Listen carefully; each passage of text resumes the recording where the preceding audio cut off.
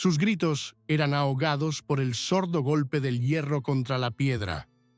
El cuerpo, destrozado por los látigos, se retorcía débilmente como si ya no perteneciera a un ser vivo.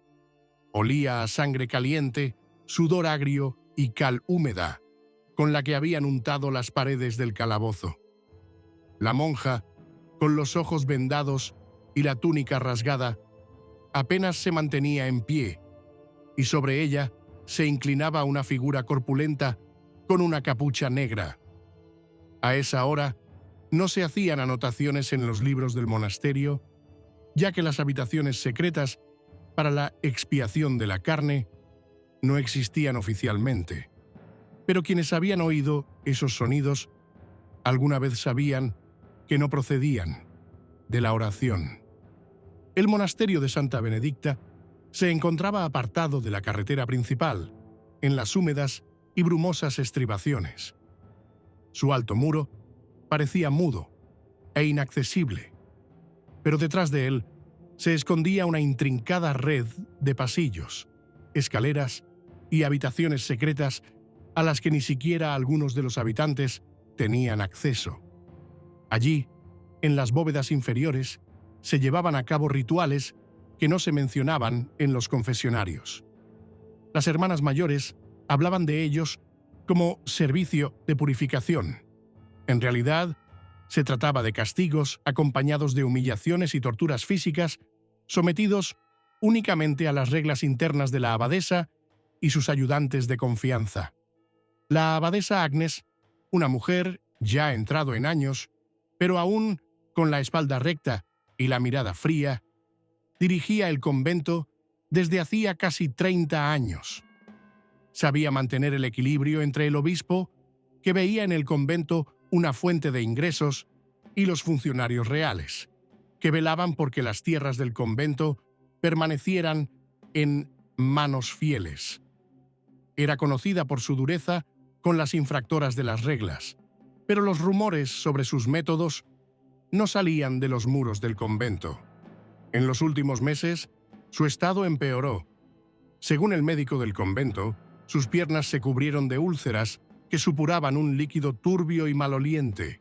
En aquella época se creía que era un síntoma de putrefacción de la sangre, y el único remedio eran frecuentes sangrías que, sin embargo, solo la debilitaban.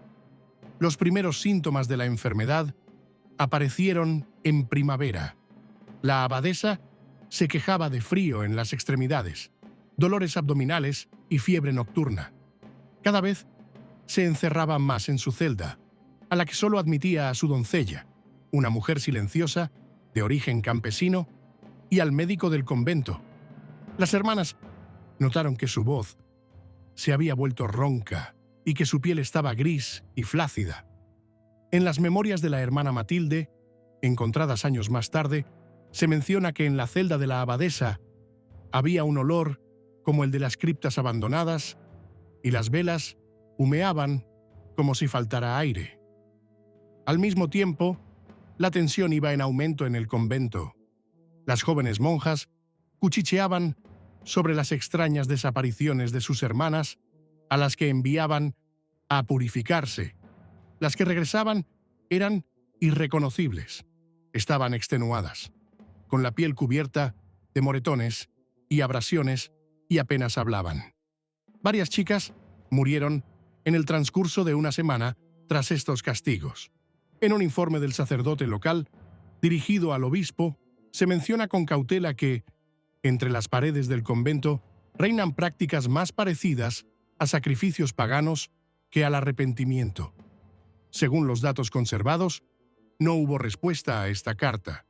La propia abadesa, incluso estando postrada en cama, seguía dirigiendo los castigos. Los sirvientes contaban que exigía que le llevaran a las infractoras directamente a sus aposentos, donde les hacía preguntas personalmente y les imponía el tipo de tortura. Le temblaban las manos, pero su mirada seguía siendo penetrante. El médico le recetó tinturas de opio para aliviar el dolor, pero éstas le nublaban la conciencia. En ese estado, según una de las sirvientas, Podía pasar horas susurrando oraciones intercaladas con frases extrañas, como si se dirigiera a alguien invisible. Mientras tanto, la situación política en torno al convento se recrudecía. Las arcas reales estaban vacías y las tierras del convento se convertían en un objetivo cada vez más atractivo para las autoridades seculares. El obispo, que conocía las prácticas secretas de la abadesa, tardó en intervenir, temiendo perder las ricas ofrendas que recibía cada año de manos de la nobleza. Pero en la corte se discutía cada vez más la posibilidad de sustituir a la superiora por una figura más sumisa. En otoño, el estado de Agnes se volvió crítico. Las úlceras de sus piernas se agravaron. De ellas salían coágulos oscuros de sangre y tejido, y cada paso le causaba un dolor insoportable. Ya no podía levantarse sin ayuda. En su celda tenían una palangana con agua caliente en la que le sumergían las piernas y añadían decocciones de hierbas. Pero el olor a podredumbre no desaparecía. El médico intentó untar las úlceras con una mezcla de grasa de cerdo y raíces trituradas, pero el resultado fue solo temporal. Por el convento corrían rumores de que la enfermedad de la abadesa era un castigo por sus pecados y que las paredes de los calabozos estaban empapadas con la sangre de quienes habían redimido su carne por orden suya. Varias hermanas enviaron en secreto cartas a sus familiares, suplicándoles que las sacaran del convento. Pero las cartas fueron interceptadas. En una de las notas encontradas más tarde, escondida en el grosor de la pared, se lee: «Las que se quedan aquí, o mueren, o se vuelven locas». A finales de mes, la abadesa ya casi no se levantaba de la cama. Los sirvientes encargados de cuidarla se quejaban de que el pus empapaba las sábanas durante la noche y que la piel de sus muslos y espalda comenzaba a desprenderse. Ella exigía que continuaran los castigos y ordenaba que llevaran a los culpables directamente a su cabecera. Algunas monjas afirmaban haberla visto sonreír mientras lo hacía, aunque sus ojos estaban turbios y llorosos. Pero, a pesar de su debilidad, su poder seguía siendo inquebrantable. Nadie en el convento se atrevía a desobedecerla, ya que cada paso era vigilado por las hermanas mayores, fieles a ella hasta el final. Se decía que a cambio recibían privilegios especiales y posiblemente parte de los ingresos procedentes de donaciones secretas que llegaban al convento desde fuentes desconocidas. Todo esto era solo el comienzo. La enfermedad, las intrigas y la crueldad oculta se preparaban para unirse en una cadena de acontecimientos que pronto traspasaría los muros del convento. Los vientos otoñales trajeron al monasterio el olor a humedad y hojas podridas, pero en las habitaciones de la abadesa el aire era más pesado que en cualquier mazmorra. Allí, bajo el techo bajo, ardían velas y las paredes estaban cubiertas con telas gruesas para mantener el calor. En lugar de asistir a los oficios matutinos, Agnes yacía en la cama, rodeada de cuencos con decocciones, jarras de vino caliente y rollos de hierbas. Su respiración se volvió sibilante, sus labios se agrietaron y se cubrieron de costras sanguinolentas. El médico, tras examinarla, dijo que la putrefacción había llegado a la sangre y advirtió que sin una limpieza urgente, la impureza se extendería hasta el corazón. Según la costumbre de la época, eso significaba una nueva sangría. Los novicios trajeron a la habitación una pesada palangana de cobre. Sentaron a Agnes, que gemía y jadeaba, le ataron los antebrazos con correas y le hicieron un profundo corte en la vena de la mano izquierda. La sangre, espesa y oscura, fluía lentamente con un olor acre a hierro. El médico ordenó continuar hasta que brotara sangre fresca y roja, Pero la sangre roja no apareció, solo más líquida, pero igual de oscura. La abadesa casi perdió el conocimiento y la llevaron de vuelta a la cama, envuelta en mantas de lana. Mientras tanto, llegó al convento un mensajero de la ciudad con una carta sellada con el sello real. La carta informaba de una próxima inspección de los bienes y las tierras del convento. La inspección debía tener lugar en 2 semanas y estaría dirigida por el gobernador real, conocido por su intransigencia. La noticia causó pánico entre las hermanas mayores. Durante los años de gobierno de Agnes, los libros del convento se habían llenado de entradas falsas en las que se anotaban como donativos sumas que acababan en otras manos. Las sirvientas que habían escuchado la conversación lo transmitían en susurros. La abadesa estaba furiosa. A pesar de su debilidad, ordenó cerrar todas las entradas secretas a los subterráneos y destruir parte de las listas de monjas culpables para no dejar rastro. Las hermanas mayores sacaron apresuradamente de las habitaciones inferiores cadenas de hierro, instrumentos de tortura y trapos sucios empapados en sangre, y lo arrojaron todo a un pozo detrás de los jardines del convento. Pero la propia enfermedad de Agnes ya la había convertido en prisionera de su propia cama. Los sirvientes notaron que la piel de sus manos comenzaba a ennegrecerse, las uñas se le desprendían y por las noches se agitaba, agarrándose a las sábanas y gritando los nombres de las monjas que habían muerto en las cámaras de castigo. Una de las sirvientas, una joven llamada Adela, confesó más tarde durante un interrogatorio: «A veces me parecía que no hablaba con nosotras, sino con ellas, como si las viera junto a su cama». Los médicos de la época no conocían el concepto de infección sanguínea, pero veían que la podredumbre se extendía cada vez más. Para extraer el veneno, el médico sugirió colocar círculos de metal al rojo vivo en las piernas y los muslos. El procedimiento era brutal. 2 novicios sujetaban a la abadesa mientras el hierro quemaba la carne, dejando profundas quemaduras y un olor a grasa. Sus gritos se oían en las celdas más lejanas, y varias hermanas, asustadas, abandonaron sus puestos y se refugiaron en la capilla. Al mismo tiempo, en la ciudad, se rumoreaba que la corte real estaba interesada en destituir a Agnes. La corte tenía una candidata para el cargo de superiora, la hermana de un consejero real, conocida por su lealtad y su disposición a ceder parte de sus tierras a la corona. Para Agnes, esto significaba el fin de su poder y para muchas de las hermanas mayores, el fin de sus privilegios. Dentro del convento comenzó una lucha encubierta. Algunas hermanas ya habían jurado lealtad en secreto a la nueva candidata, con la esperanza de conservar su puesto.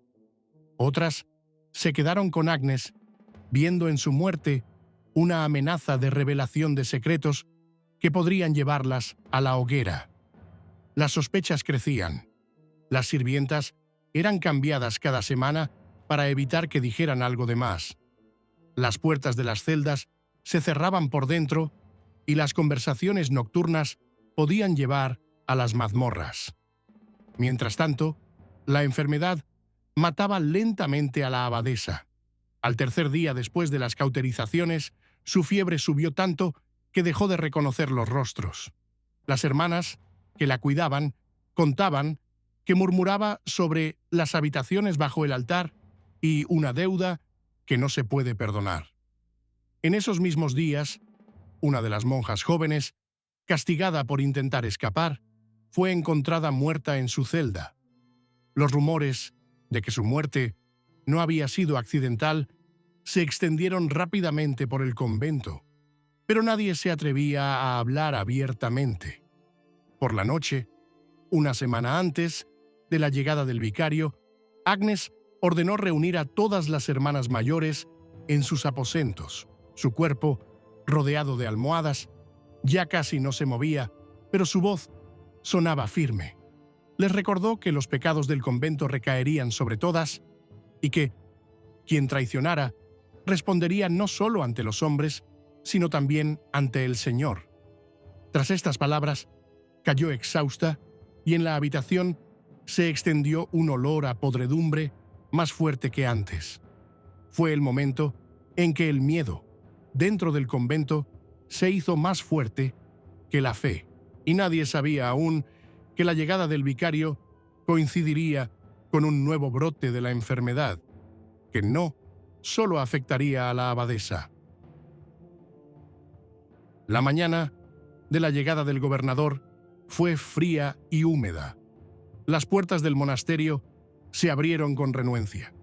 Las pesadas hojas chirriaban, como si se resistieran. 3 jinetes con capas oscuras y otros 4 guardias a pie, con lanzas, entraron en el patio. El gobernador, un hombre alto, de rostro delgado y pómulos salientes, exigió inmediatamente las llaves de todas las habitaciones, incluidos los sótanos y los almacenes. El escribano que lo acompañaba llevaba en las manos un rollo con la lista de los bienes del monasterio y líneas en blanco para tomar notas. La abadesa no pudo levantarse para recibir a los invitados. En su lugar, apareció en el patio la hermana Isolda, una de sus ayudantes más fieles, y, con las manos cruzadas sobre el pecho, anunció que la superiora estaba enferma y que lo recibiría más tarde. El gobernador no respondió, pero ordenó que comenzara el registro de inmediato. La inspección comenzó por los graneros y las despensas. En algunos cofres encontraron telas caras, pieles y vajilla de plata, que evidentemente no estaban destinadas a las necesidades de las monjas. Pero el momento realmente tenso llegó al descender a las bóvedas inferiores, a las que solo tenían acceso las hermanas mayores. La puerta era maciza, con herrajes de hierro, y tuvieron que buscar la llave durante casi 1 hora. Cuando por fin consiguieron abrir la cerradura, un olor fétido golpeó los rostros de los que entraron. En la primera sala subterránea había postes y bancos de madera vacíos, y las paredes estaban cubiertas con telas viejas y mohosas. El vicario siguió adelante, por un estrecho pasillo, y vio una pequeña celda tras una reja oxidada. En su interior había cadenas fijadas al suelo y trozos de cuerda podrida. El escribano tomaba notas sin levantar la vista.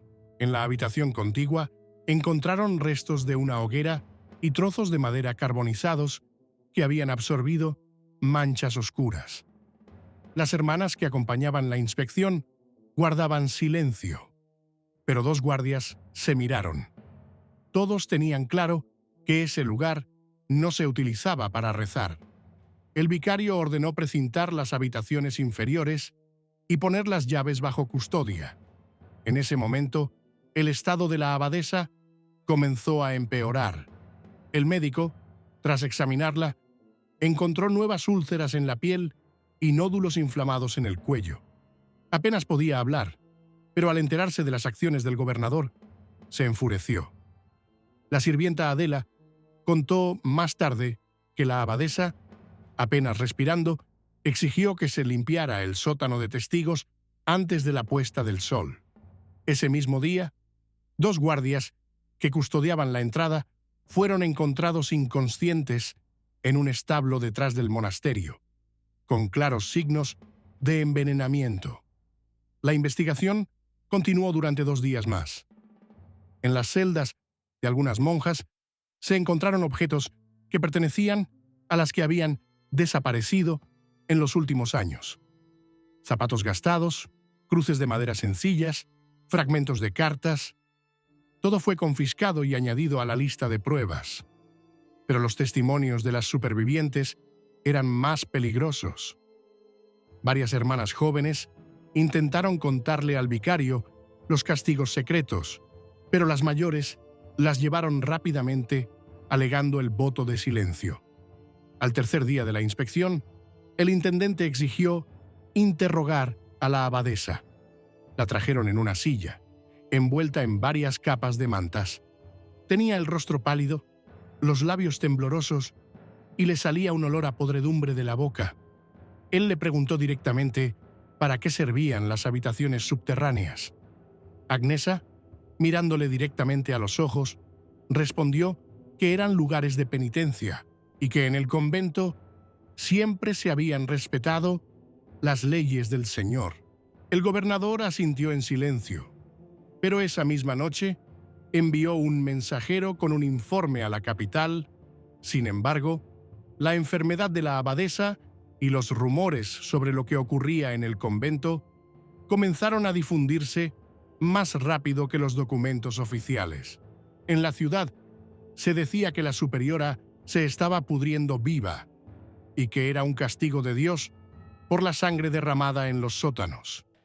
Varios peregrinos se negaron a entrar en el convento por temor al espíritu contagioso. Para las hermanas mayores, la situación se volvía cada vez más peligrosa. Entendían que, con el cambio de poder, no solo podrían ser destituidas de sus cargos, sino también enviadas a juicio. La noche después de la partida del vicario, ocurrió un incidente en el convento.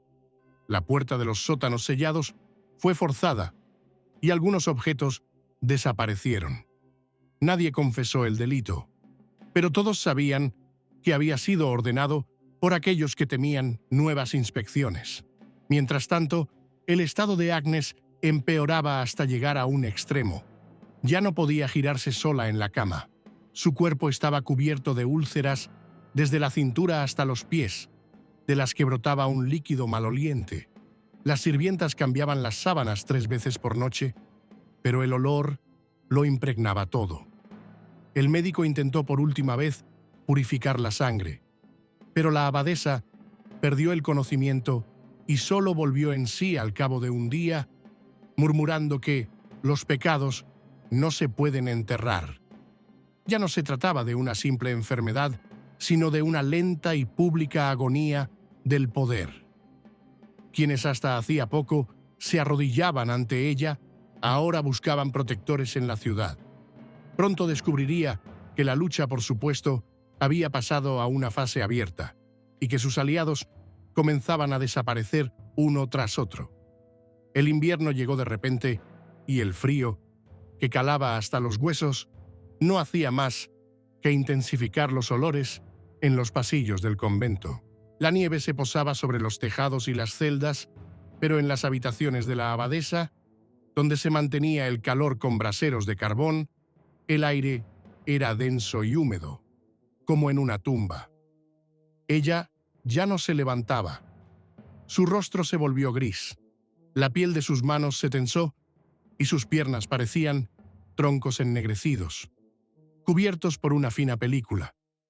Los dedos de los pies comenzaron a caerse uno tras otro, y el médico, mientras los llevaba en un trapo, guardaba silencio para no decir lo obvio. La putrefacción había llegado hasta los huesos. Las hermanas mayores, que hasta hacía poco eran devotas, ahora hablaban entre ellas en susurros. Sabían que cada día su protección se debilitaba. Las cartas del gobernador ya habían llegado al rey, y en la ciudad se discutía el nombramiento de una nueva madre superiora. Entre las monjas corría el rumor de que la candidata del rey ya había llegado a la parroquia vecina y esperaba la orden de entrar en el convento. En ese momento, los aliados de Agnes comenzaron a desaparecer del convento. La hermana Isolda, su mano derecha, desapareció durante la noche.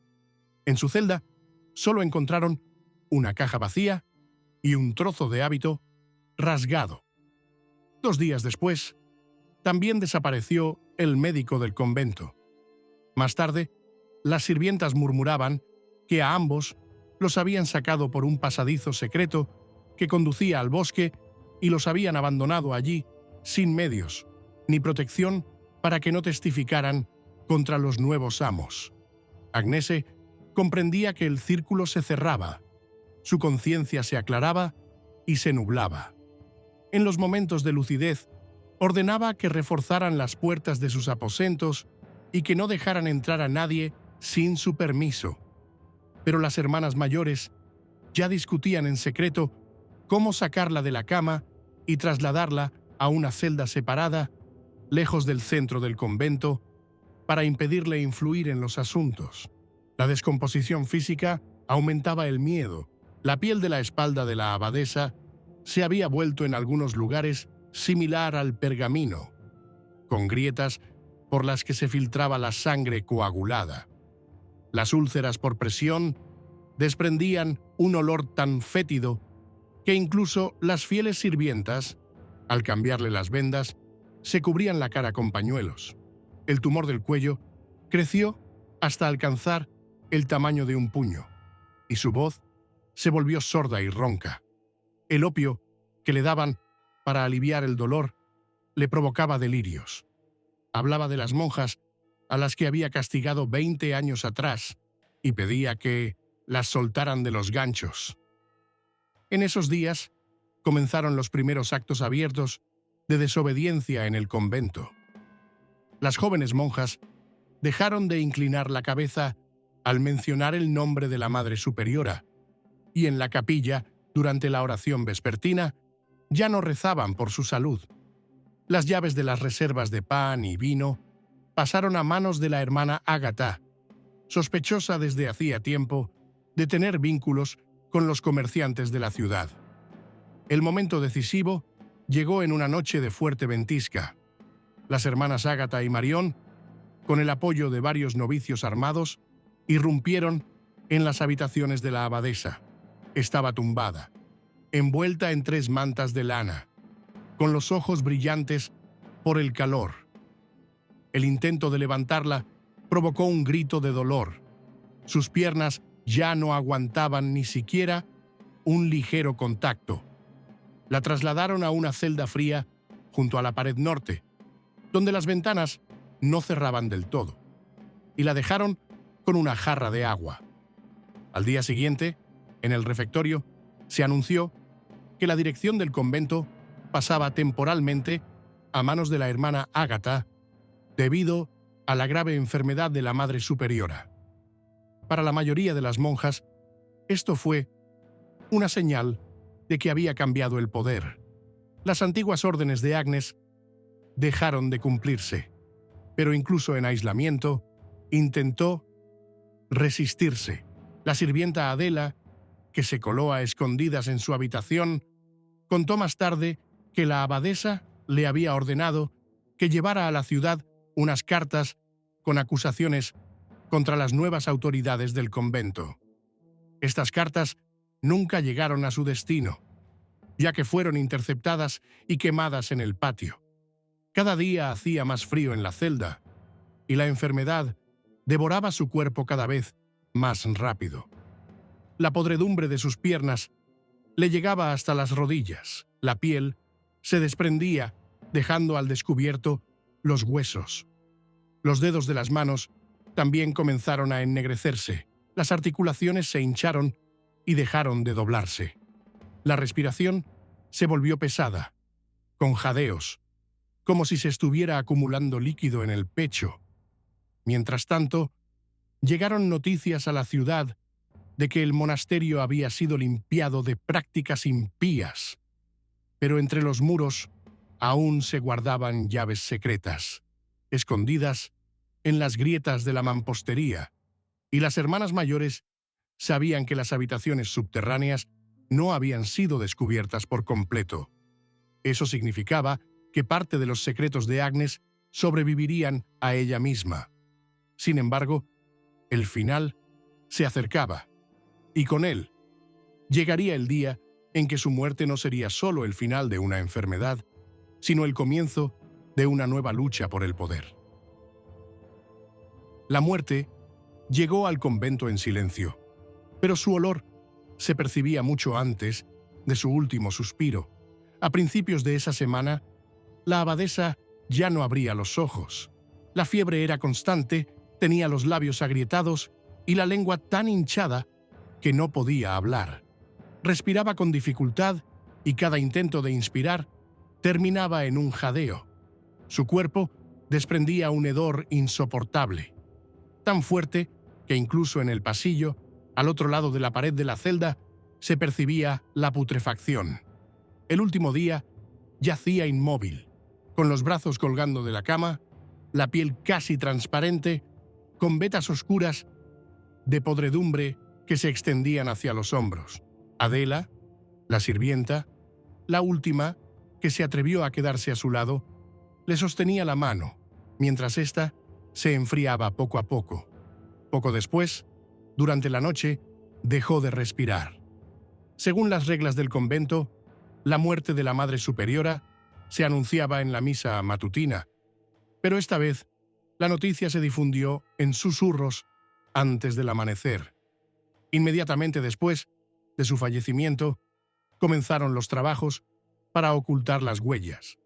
La nueva Madre Superiora, la hermana Ágata, ordenó que llevaran el cuerpo a una habitación, separada y fría, junto a la pared oeste, donde antes se guardaba el vino. Para embalsamar el cuerpo, llamaron al médico de la ciudad, pero éste, al abrir el sudario, retrocedió. La carne de las piernas estaba completamente descompuesta. En varios lugares se veían los huesos. La piel de la espalda se había desprendido junto con la camisa, y el pecho desprendía un olor que ni el incienso ni la resina podían disimular. Según las normas de la época, el cuerpo de la Madre Superiora debía exponerse durante 3 días para que se despidieran de ella, pero en ese estado era imposible. Se decidió celebrar la ceremonia en un ataúd cerrado, supuestamente en señal de humildad y modestia. El médico hizo un burdo intento de detener la descomposición. Untó los restos con una mezcla de vinagre, cera y hierbas trituradas, pero el líquido de las llagas seguía supurando y empapando el paño mortuorio. Todas las monjas acudieron al funeral, pero solo unas pocas lloraron. Las hermanas jóvenes miraban el ataúd sin expresión, mientras que las mayores, que hasta hacía poco habían sido sus ayudantes más cercanas, se mantenían al margen, evitando las miradas. En la ciudad, la noticia de la muerte de Agnes fue recibida con alivio. Los comerciantes esperaban nuevos acuerdos comerciales con el convento, y los funcionarios reales ya preparaban los documentos para transferir parte de las tierras a la corona. Llegó un decreto de la capital. Todas las menciones a la antigua Madre Superiora en los libros del convento debían ajustarse y los registros de castigos y desapariciones debían destruirse. Esto se hizo ese mismo día. Las habitaciones subterráneas fueron tapiadas y las entradas a las bóvedas inferiores fueron bloqueadas con piedras. Sin embargo, los rumores vivieron más que cualquier archivo. Los habitantes del pueblo murmuraban que por la noche todavía se oían pasos y un llanto ahogado cerca del convento, como si alguien merodeara por los sótanos. Los peregrinos, al pasar, se cruzaban y aceleraban el paso. Las consecuencias políticas fueron inmediatas. El rey, tras obtener el control total de las tierras del monasterio, nombró a una pariente suya como superiora, y la comunidad se convirtió en un instrumento del poder real. Las hermanas, que quedaron tras el golpe, recibieron nuevas normas. No más castigos secretos, un estricto control de los bienes y el acceso obligatorio del obispo a todas las celdas. Pero eso solo era en apariencia. Quienes recordaban los años de Agnes sabían que las paredes lo recuerdan todo. Un año después de su muerte, en uno de los altares laterales encontraron una llave vieja y rota, emparedada en un nicho de piedra. Nadie confesó haberla puesto allí, pero todos sabían que era de aquellas puertas de los sótanos. Así terminó la historia de la abadesa, cuyo poder se basaba en el miedo, y cuyo cuerpo se descompuso más rápido que su nombre en la memoria de la gente. Su muerte trajo riqueza a la corona, un nuevo orden al monasterio y otra leyenda aterradora a la ciudad, que se contará mientras exista este lugar.